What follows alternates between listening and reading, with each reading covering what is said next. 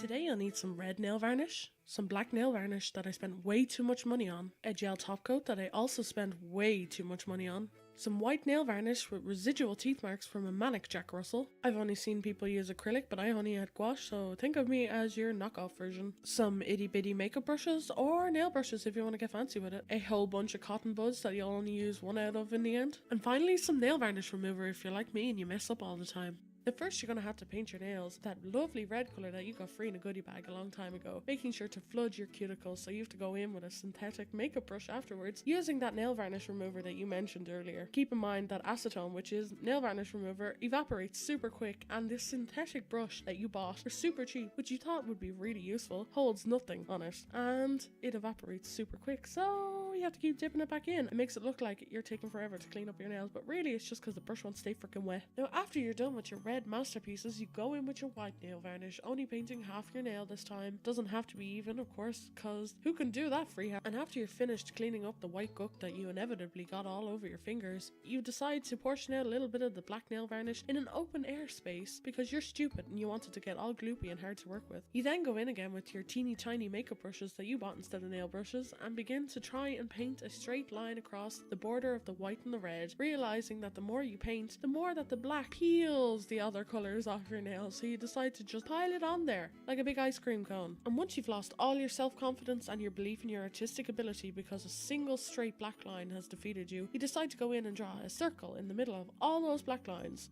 Oh, did I say circle? I meant a black misshapen blob. Then you portion out a lovely chunk of white like you did the black before, so it can go nice and gloopy and unusable, and you try and fix the edges of the black blobs, but it just makes it worse, so you decide to do white blobs in the middle of each black blob. Then you go and you put a lovely shiny top coat over all your nails when you think they're dry, except they're not really, and you scrape a load of colour off your thumb. But not to worry, you take this as an opportunity. You heard that black acrylic paint works just as good as black nail varnish for lining things on your nails, but you don't have any black acrylic paint, so you go for gouache instead, because why the heck not? Wouldn't you know that my camera cuts out just as I'm about to do that, so you see everything that you've seen already. Me putting down the red, me putting down the white, and then it cuts straight to me putting on the top coat, because my camera just shut off. It does that all the time in the most ridiculous of places. But as you can see, it works so much better than the black nail varnish. So my question is to the people who make nail varnish: why am I paying you? And here, after all that unnecessary time wasting, is the final product. Ooh, so mediocre.